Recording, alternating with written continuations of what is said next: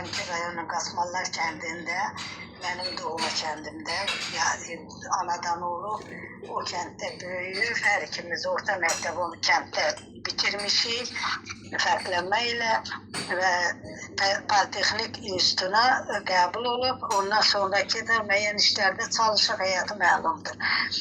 Amma bu aləminə 7-ci, 8-ci sinifdən aslan qədəm qoyur. Özdə onun bir Layla şeiri var, Layla şeiri. Hardasa 80-ci ildə yazıb o şeiri. O şeiri bütün bizim məktəbin məzunları hamısı bir-birinə yazıb, hamısı bilirlər. Çoxdan yazılmış şeydir. Hər bir yazdığı onun qələmindən çıxan dəyərli olubdur. Amma müəyyən səbəblərdən çox heyf ki, çox yazılar itdi. Gənclik yazılarının çoxsu itirdi, nə bilim, belə. İndi bugün üçün gəlib çatan əlimizdə olan, mənim müəyyən əl yazmaları var ki, üzərində işləmişəm, indi onu verəcəm, hazırdır, kitaba verəcəm.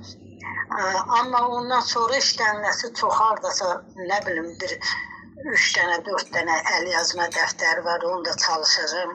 Ömür fəda eləsə, vəfa eləsə, məni o hazırlayacağım. Nə bilim, görək də necə olacaq. Sizə uğurlar arzulayırıq. Allah bir daha rəhmət eləsin. Siz sualınız varsa, sual verin, mən də cavab verim. Nə sizi maraqlandırırsa, nə soruşmaq istəyirsinizsə. Kitabının çıxmasına kömək eləyək burada. Mən adı neydi xanım?